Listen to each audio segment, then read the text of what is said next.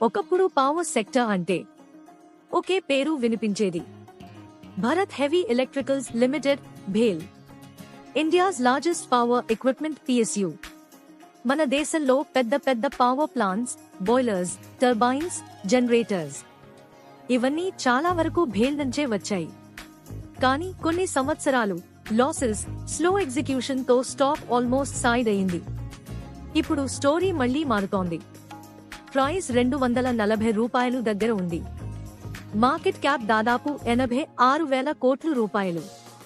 ఇటీవల త్రైమాసికంలో ఆదాయం ₹8,473 కోట్లు, లాభం ₹390 కోట్లు. గత సంవత్సరం కంటే దాదాపు 3 రెట్లు పెరిగింది. ఇదే టర్నరౌండ్ కి మొదటి సంకేతం. ఇంకా సేల్ నుంచి ₹1,500 కోట్ల పెద్ద ఆర్డర్ కూడా వచ్చింది. గవర్నమెంట్ పవర్ ప్రాజెక్ట్స్ వేగంగా పెరుగుతున్నాయి.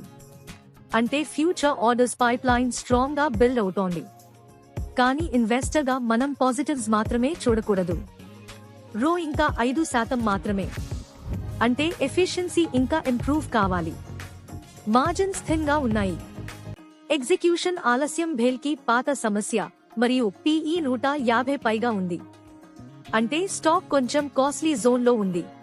ఇది ఫాస్ట్ గ్రోయింగ్ స్టాక్ కాదు, కానీ స్లోలీ రికవర్ అవుతున్న జాయింట్. ఆర్డర్స్ పెరుగుతున్నాయి, ప్రాఫిట్స్ ఇంప్రూవ్ అవుతున్నాయి, గవర్నమెంట్ సపోర్ట్ ఉంది. ఎగ్జిక్యూషన్ స్పీడ్ మెయింటైన్ చేస్తే నెక్స్ట్ 2-3 ఇయర్స్ లో గ్రాడ్యువల్ గ్రోత్ స్టాక్ అవ్వచ్చు. కానీ ఇమ్మీడియట్ మల్టీబాగర్ ఎక్స్పెక్టేషన్స్ పెట్టుకోవడం risky. High risk, high patience stock. Short term traders careful. Long term investors watch list లో పెట్టుకోవచ్చు.